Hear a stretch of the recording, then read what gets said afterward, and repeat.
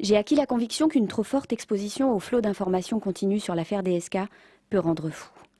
J'ai constaté les premiers symptômes sur un journaliste du Courrier Picard qui a décrit les images de la femme de chambre sortant en état de choc de la chambre de DSK alors qu'il n'y avait aucune caméra de surveillance dans le couloir de l'hôtel. Qu'est-ce qui peut pousser un journaliste à inventer des trucs pareils? Je ne pouvais pas rester sans rien faire. Je me suis mise à chercher s'il y avait d'autres victimes et c'est là que j'ai compris que Jean-Michel Apathy avait été gravement touché. Le 19 mai dernier, dans un échange avec Alain Duhamel sur le thème « Est-ce que les journalistes savaient pour DSK et pourquoi se sont-ils tus ?», Jean-Michel Apathy nous explique que... Concernant Dominique Strauss-Kahn, il y a eu en 2007 un fait qui disait qu'il pouvait être violent avec des femmes et que la presse tout entière a totalement négligé et ceci aujourd'hui doit nous interroger. Mais quel était ce fait totalement négligé qui devait nous interroger? Une femme, Tristan Banon, a témoigné lors d'une émission de télévision. J'étais invité par Thierry Ardisson ce soir-là.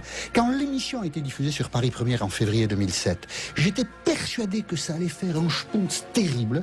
Moi aussi, je me demandais pourquoi personne n'en avait parlé et surtout, pourquoi ça n'avait pas fait un schpunz terrible. Et c'est parce que... Et je m'attendais à ce qu'on m'appelle. Pardon, Jean-Michel? Je m'attendais à ce qu'on m'interroge. Mais attends, là, tu penses pas que... Jamais personne ne m'a appelé. Oui, ça j'ai compris, mais toi, tu penses pas que tu aurais pu le raconter genre tout seul? C'est pas comme si t'étais pas journaliste. Non mais est-ce que tu te rends compte que...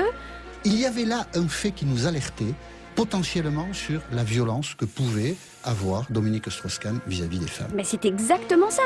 Et pourtant, tu es en train de dire que pour nous alerter sur la violence présumée d'un candidat potentiel à la présidence de la République, il aurait fallu que quelqu'un te pose la question et que, dans ce cas... J'aurais raconté des choses. Et je le ferai, mais il me faut du temps pour ça.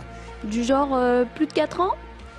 Non, quand j'ai compris que Jean-Michel Apathy avait été témoin des déclarations de Tristan Banon et qu'il attendait depuis 4 ans qu'un journaliste fasse son boulot et lui passe un coup de fil, j'ai compris que pour qu'il en oublie qu'il était lui-même journaliste, quelque chose de grave était en train de se produire.